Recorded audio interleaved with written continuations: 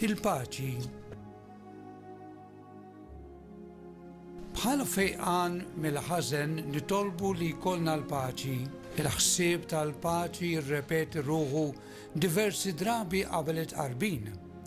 Jibda l-ewwel fil-missierna, nitolbu l-grazzja li naħfru lil min naqasna.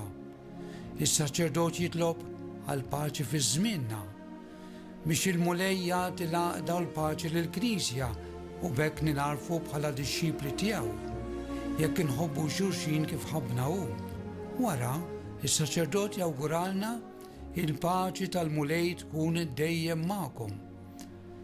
Aħna nagħtu l-paċi lil xulxin bit-tbissima u b'ċerta ħeġġa. Bekk qabel it-qarbin inkun qed nuru li aħna ħaġa waħda bejnietna.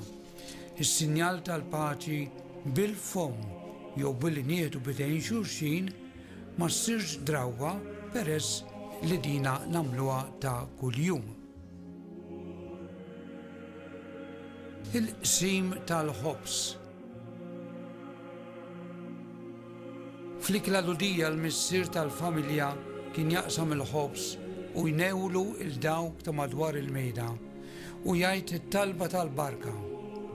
Kristu għamel l-istess ġest meta fil-lejl li kien ittradut ħal-ħobs u wara li ratt il-ħajr qasmu.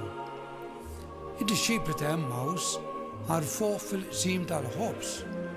Fit-tqarbin naqsmu bejnietna l-ħobża waħda tal-ħajja li hu Kristu. Insiru ġisem wieħed hekk jgħidilna San Pawl. Il-ħaruf tal-la. Il-ġest tal-qsim tal-ħobs huwa msieħeb mill-kant tal-ħaruf tal-la. Fit-Testament il-qadim insibu ħafna referenzi għal ħaruf. Alla ħeles mill-mewt lill-familji li ċabsu l-bibien ta' djarhom bid-dem tal-ħaruf u kielu l-ħaruf mixwi qabel telqu mill-Eġittu. Kristu il-ħaruf tal-għajt tal-Patt il-ġdid maqtul iżda rebbieħ. Fil-waqt li s-saċerdot jippreżenta l-ħobs maqsum jgħid dan hu l-ħaruf tal-la, dan hu li neħħi d-nubiet tad-dinja, ħenjin dawk li huma mistiedna għall-ikla tal-ħaruf. San Ġwan Battista wkoll meta wara l-Kristu lin-nies qallhom araw il-ħaruf tal-la li neħħi d-nubiet tad-dinja. Għal dan kulħadd iwieġeb bl-istqarrija taċ-ċenturjun. Mulej ma jistħoqlix tidħol taħt is-saqaf tiegħi iżda qgħid kelma waħda u ruħi tkun infeqa. Qabel jitqarben is-saċerdot iħejji ruħu. Jitlob li dik it-tqarbina ma tkunx ta' kundanna għalih u biex qatt ma jinfiret minnu. Aħna wkoll kif wissina San Pawl.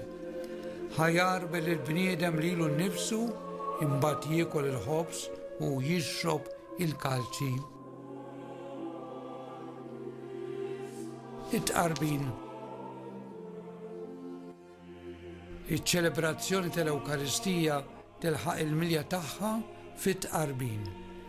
Għal dawk li jitqarbnu f'idejhom meta tersaq it-tqarbin imqaddes, għamel idek ix-xellugija bħal tron fuq idek il-leminija biex tilqa' s-sultan u tirċievi fuq idejk il-ġisem ta' Kristu.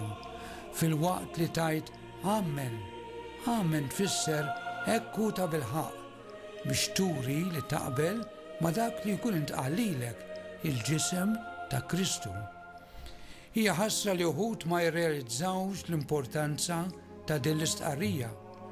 Kull min jersaq tqarbin għandu jgħid Amen bleħen għoli b'turija ta' fidi fl-Ewkaristija. Meta titqarben m'għandekx tagħmel ġenuflessjoni għax Kristu ikun ħaj fik.